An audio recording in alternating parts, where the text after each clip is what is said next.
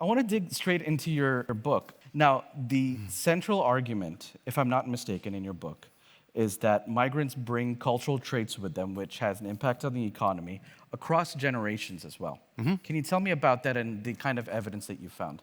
Yeah, well, we all know that since the year 1500, since basically Columbus sailed the ocean blue, the world ran a series of evil experiments, moving people from one place to another, sometimes voluntarily and often involuntarily.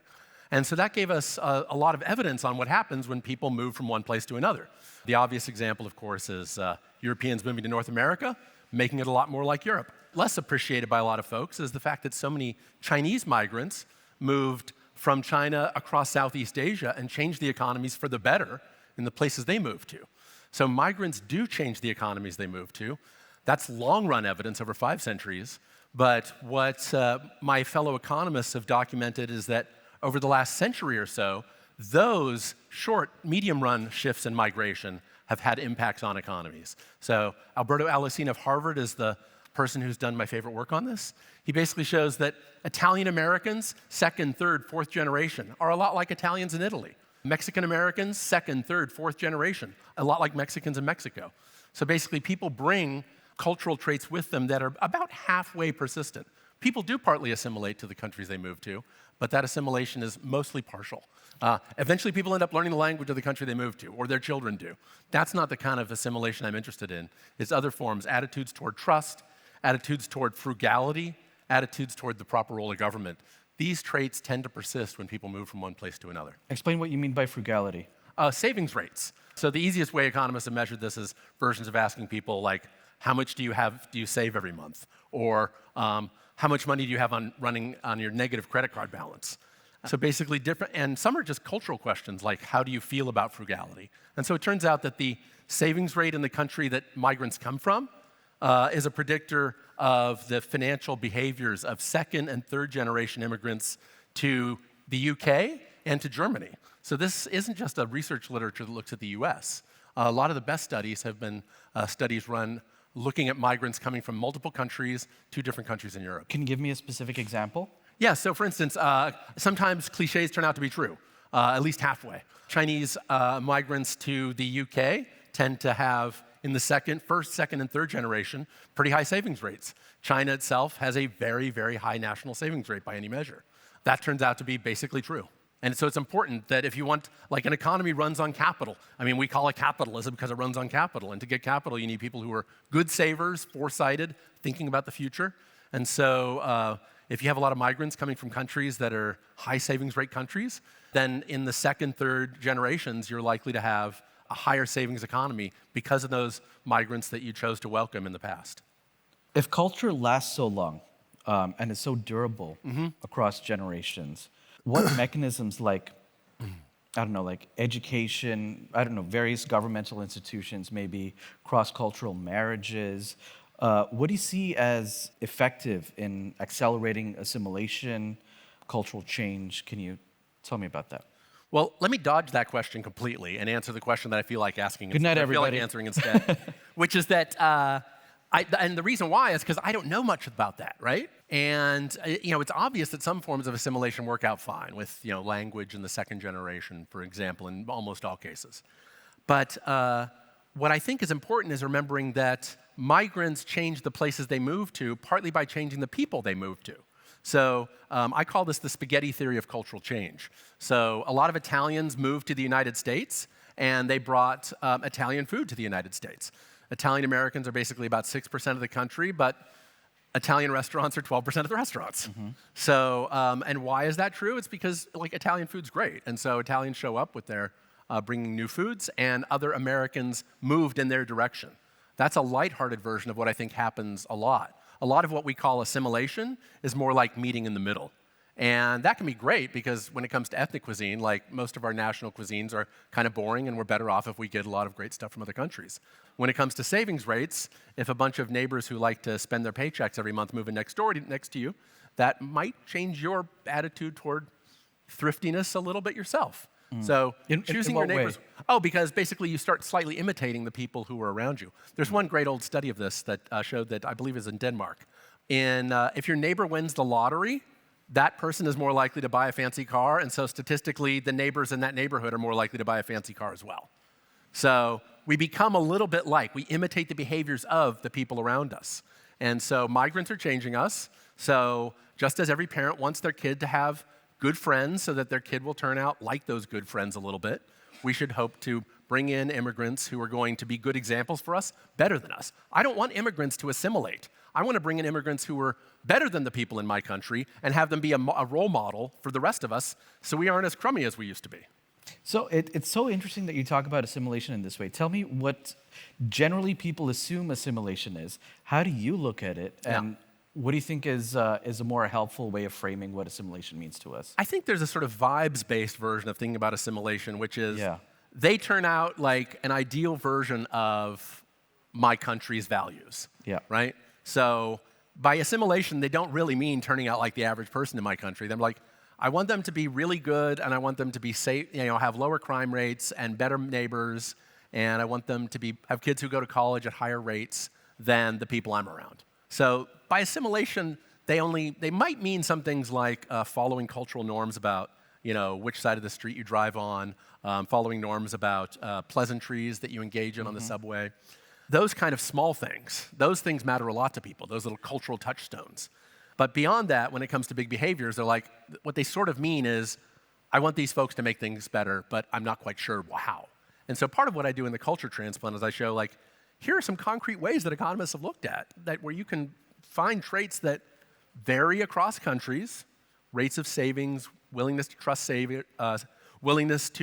strangers, belief in the proper role of government. Should the government have to watch out for everybody, or are you pretty much on your own? These kind of cultural attitudes are persistent. And if you think of it that way, you should be thinking of immigration as closer to ordering off a menu. Like, here are the things I want on the menu. Let's see if we can kind of, not for everybody, but in like maybe 2/3, 80% of the cases, let's see if the immigrants who come to our country can actually be better than us. And that means having some self-criticism. That means describing your own culture candidly and looking at your own country's weaknesses. Has that ever happened? I will say that the easiest version of this is where it happens is when it comes to high-skilled immigration. That's the obvious version. People say, like, let's bring in a lot of really smart people from other countries who can do a lot of great stuff. And they'll probably end up paying a lot of taxes. They might found some businesses that end up hiring a bunch of us. So there's a version of it where people kind of get it intuitively. But I'm thinking of this in a non-super elite way, beyond just bringing in immigrants who have a 50-50 chance of becoming a billionaire. When I think about assimilation, obviously I don't have the background and the research and the knowledge that you have, but I'm just some guy. When I think about what people really mean by assimilation is that when they describe someone as assimilated, what they're really saying is, I don't have to think about the fact that you're different from me. Yes, that's a great way to put it. Is that accurate? Yes. Okay. It's about basically being able to tap into a sort of stick to your cognitive defaults, right? Because don't make me do mental work. Because I mean, obviously living in society is sort of cognitively, costly. Thinking through, like, how do I handle this situation? People notice this when they're traveling to another country for the first time, especially one quite different from their own. It's like mentally demanding to think, what side of the street do I walk on the sidewalk? And what does that sign mean? And how am I should I not smile? I mean, Americans go overseas and everyone says, like, they just smile too much, right? Like, okay, I got to cut back on the smiling when I'm in Paris, especially. These sort of cultural cues, and for people living in a country, they get used to just turning off those defaults, going back to their defaults, and not having to think every minute about, like, how am I performing? Living in a culturally diverse society means learning to speak a bunch of different cultural scripts and switching between them on a regular basis. Very good point. So when you talk about the ways in which migrants affect the countries that they move to, that's an obvious statement, but it is possible, and I do want to mention this, it's possible that your findings and your writings, people who read what you write can misinterpret the nuance. And in a really dark example, maybe nativist and xenophobic people might latch on to something that you're saying as a thesis statement, scrapping all the nuance and saying, hey, super smart guy with a blazer and excellent boots said that, so it's got to be true. How does that affect you? Well, I mean, part of it is that I set up the book to make it hard to do that, although people still do it, right? So, the very first page of the book is, in the preface, I say, here's how a lot of countries in the world could make themselves richer by bringing in immigrants from someplace better. And so my anecdote is look at the how Southeast Asia was changed by Chinese migrants. And I have a whole chapter about that. And that's later in the book. So I can't be afraid of telling the truth. I mean, I know that like any good social science could be misused. But at the same time, I think in particular, the one reason the risk is well worth taking is because there are 7 countries in the world, what I call the I-7, the innovative 7, that produce about half of the world's great new ideas. So 3 countries in Asia, the US, 3 countries in Europe. This is true whether measured by patents or research and development. Nobel Prizes get you something like a similar story. And they're...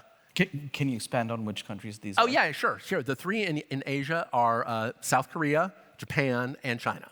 And in the U.S., and then in Europe, it's Germany, France, and the U.K. And these are all countries that have two things in common that are important. One is that they have a lot of population, because when it comes to coming up with new ideas, scale matters. Yep. You need to write 1 million songs in order to find that 1 in a million song. So scale matters. But second, these are all countries that have they have centuries of ancestral experience with cutting-edge technology, what I call the tech history score that some other scholars came up with. So basically, these are countries that have really good track records with technology, and they have big scale. So if poorly chosen migration policies weaken institutions, weaken the ability to innovate in any of these 7 countries, that hurts the whole planet.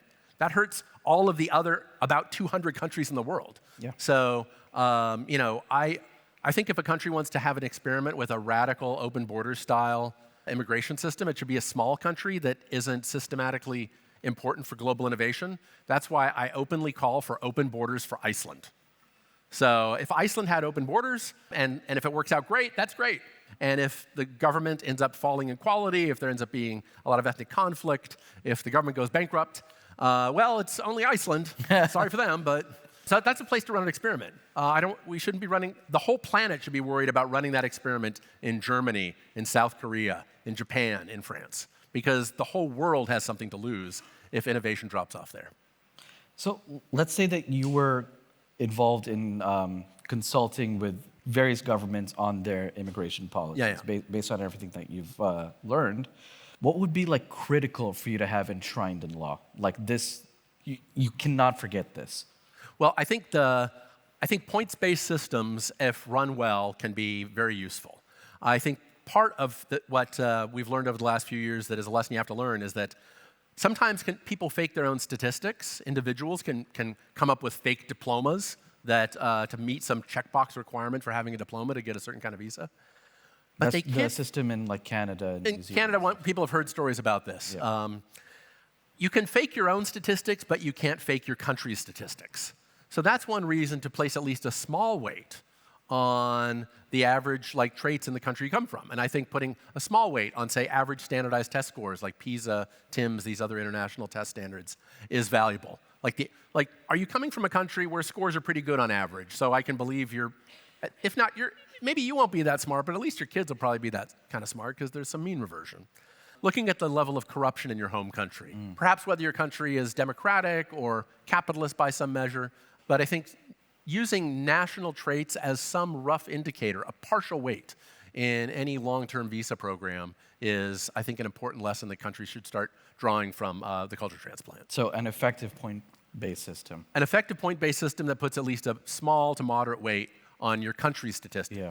Because individuals are always going to fake their own numbers, but they can't fake their country's numbers. Now, the converse of this is that at the time we're living in right now, we're seeing that discrete differences between geographical cultures are sort of blurring a little bit through globalization, the basically shared language that exists on the internet. We use American references when we didn't even grow up with those shows, stuff like that. When our cultural touchstones start to blend so much, what does that mean for for how we define culture now? In the future, is that getting a bit grayer? Does the national origin still matter as much?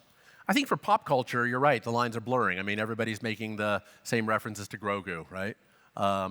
It's all the same pop culture references, the same TikTok memes that are globally shared. But when it comes to the kind of things that matter for economists, for a nation's long-run prosperity, these are things that don't seem to be shifted all that much by culture. Like, well, I mean, counterpoint. Yeah. There's certain parts of the world where, let's say that the role of the woman is culturally diminished historically. And through information that people get through social media, they're able to get more woman-positive, maybe feminist content, and then that encourages women to enter the workforce, and especially where this is such an issue in like sub-Saharan Africa, for example, where a girl's role is to go get water and not get an education and stuff like that.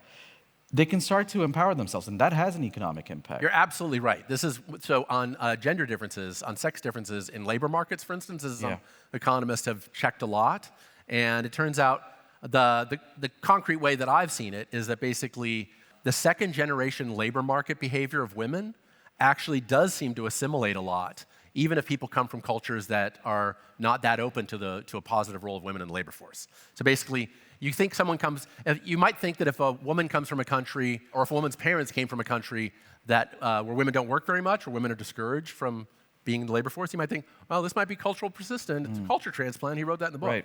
That turns out to be one of the traits that where people do assimilate a lot. The debate is over how much, but there's a lot of assimilation. Basically, second-generation migrants from very traditionalist cultures, if those second-generation migrants are women, pretty likely to work about as much as men in their culture. Yeah. That's incredible. So that's the thing, is that, and I cover this, I don't cover that particular one because the data was vague on that. Yeah. But I do mention along the way that basically a lot of, there are issues where people do assimilate and they don't. And I have sort of a list of some of them. It's not comprehensive, but that's a great one where they're basically, hegemonic capitalism changes people, and it inspires women one way or the other to work regardless of the culture their parents came from. Before we open things up for the audience, I just want to get an idea of a finding that really surprised you about where assimilation either did or didn't happen. Like, oh, really? I have to think, the fact that in this one study of Europeans moving from one European country to another, the second-generation immigrants' attitude toward the European Union as a government did migrate. So basically, Italians moving to Germany, that kind of thing. There, the attitude, views toward the EU as a government do migrate. Attitudes toward the local police do not migrate. Like, can you trust the cops? You might think that might be a culturally ingrained thing that might be passed on from generation to generation. No, whether you trust the cops just kind of depends on what country you're in. So different attitudes toward government seem to be more local and less transplantable, and some are more transplantable. So again, that's why I treat the book as an on-average story. Like, the average trait, you should figure, it's probably going to get transplanted. But any particular trait you're talking about is not going to be the average. Half of them are going to be more transplanted than average, and half are going to be less, so it's worth diving into the details if you're interested in particular topics. You guys should definitely check out the book. Approach it with an open mind. You might learn something about yourself as well that'll surprise you. Now, I want to open things up to the floor. If you've got a question, please raise your hand. One of our volunteers will find you. Thank you. I was thinking about Americans who do not move around the world, yes, but not no. But we still have the cancel culture here. We have the Me Too phenomenon. So there are things that I see in different countries, and in 5-10 years' time, they arrive to Hungary. Yeah. So what do you think the global aspect is more strong, or the people who move to different cultures? So is it the physical or the global level? I would say when it comes to sort of viral political movements, obviously are getting spread really quickly through social media at an unprecedented rate, right? But when it comes to the traits that actually make a nation productive, like things that shape whether you're a country where the average person makes 80,000 euros a year or 40,000 euros a year, those things are much more local. So it's surprising that to folks who think that social media virality is the all-important form of cultural change and cultural diffusion, then it should be surprising that some countries earn so much more than others and produce so much more than others. You would think, well, everybody can learn how things are done in the US, in France, in Germany, in South Korea. Why aren't they all just doing it that way? And yet, national levels of productivity are really sticky, really persistent across time. And so there must be something going on within the country that creates that level of productivity. And those are the sort of cultural traits that show up in government institutions, show up in educational norms that are really important for a nation's individual productivity. So vibes move globally. The ability to make stuff is produced locally. Yeah, it's a great question. Yes, we have someone in the front row. Hi. Hello, my name is Christian and I'm from Denmark. Thank you very much, Mr. Jones. First of all, you're definitely right about American tourists. Yes. They are very annoying in Copenhagen. Very annoying and smiling a lot. I would like to ask about which kind of policies should be pursued. Like, for example, I don't know, what do you think about the Trump card, or what do you think about the migration policy Hungary has pursued? I can actually say something about Denmark in particular, right? So Mette Frederiksen who leads the center-left party in government for quite some time. That's the one country in Europe where the center-left has managed to stay in power for quite a long time. And part of the reason is because they found a path on immigration that does not does not break up their coalition, the way that center-left coalitions have been destroyed across Europe over the policy of immigration. So a mixture of high-skill focused immigration, where you use a nation's test scores as one partial measure of high-skilled immigration, is an important way of bringing in folks who are going to who fit in well and be net fiscal producers 2, 3, 4 generations down the road. That's what we're looking for. So much debate about immigration is about the first generation. I would like to see policies that are focused on selecting traits so that the second, third, fourth generations are likely to be improving your country rather than pulling it down. That's, I think, the biggest thing to think about. I mean, when you think about Trump's golden visa, I don't know if that's what you're referring to. I mean, that affects such a small number of people, right? I'm interested in things that are big enough to change your national culture. So, Hungary is a country of 10 million people. So if you're talking about 2,000 immigrants, that's not going to change your culture, right? Except in exceptional circumstances. 1 million immigrants, that's going to change your culture, right? One way or the other. So I want an immigration policy that focuses on how millions of people can improve your country, rather than worrying about whether dozens of people might write some memes on the internet that people are mad about. Fair enough. Good question. Thank you, Christian. Yes, we've got someone in the second row over here. Yeah. Yeah, thank you for the incredible talk. So I'm a high school student, and next year, hopefully, I'll be also an immigrant to Germany in particular. What I would like to ask is, how can I, what can I do to have the most positive impact on the culture as you described on an individual level, and be sort of a good immigrant?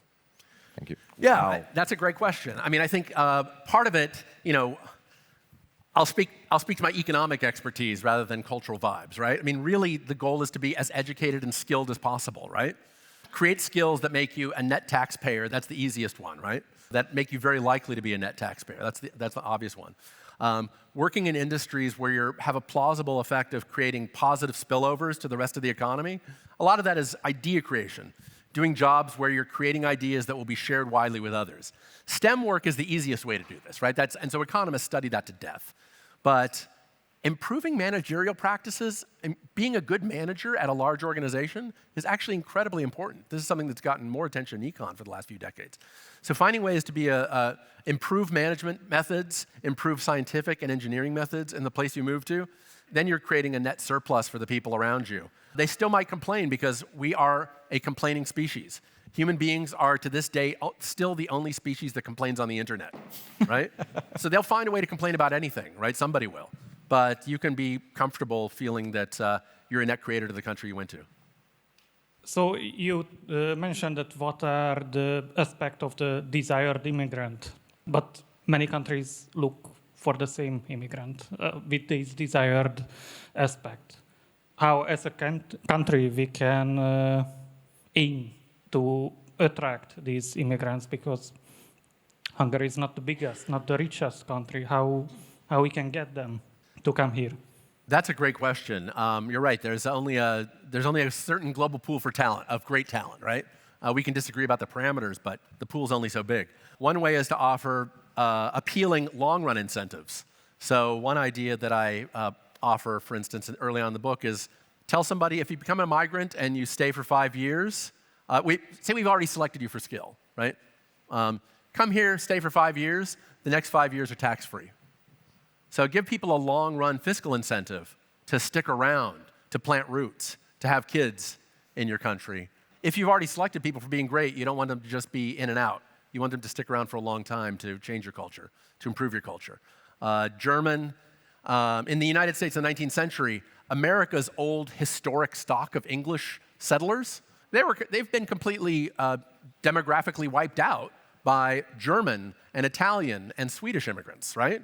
And so that changed America a lot. And according to genuine, reasonable studies, really improved the country. So you want to find a way to get people to come and stick around for a long time. Tax incentives seem to be one way, and I would make those long-run tax incentives. We're not interested in people going through the expat treadmill, the expat revolving door. That's a great question. We have time for one more. Yes, the woman in the back.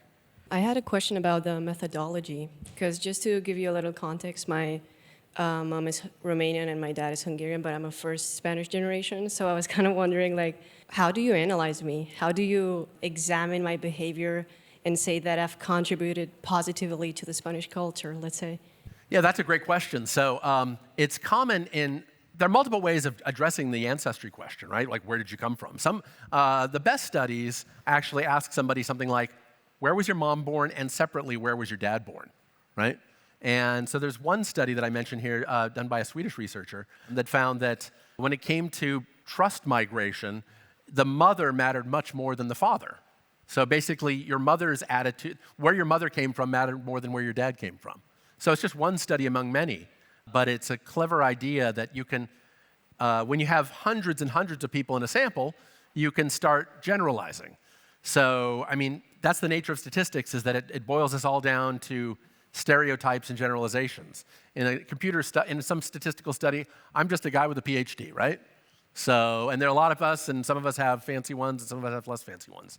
So we all get reduced to statistical averages, which is a little bit dehumanizing, but that's where most scientific progress is made, from this dehumanizing generalization we call statistics. Thank you. That was a great question to end on. Mm-hmm. Big round of applause for Garett Jones, everybody. Thank you.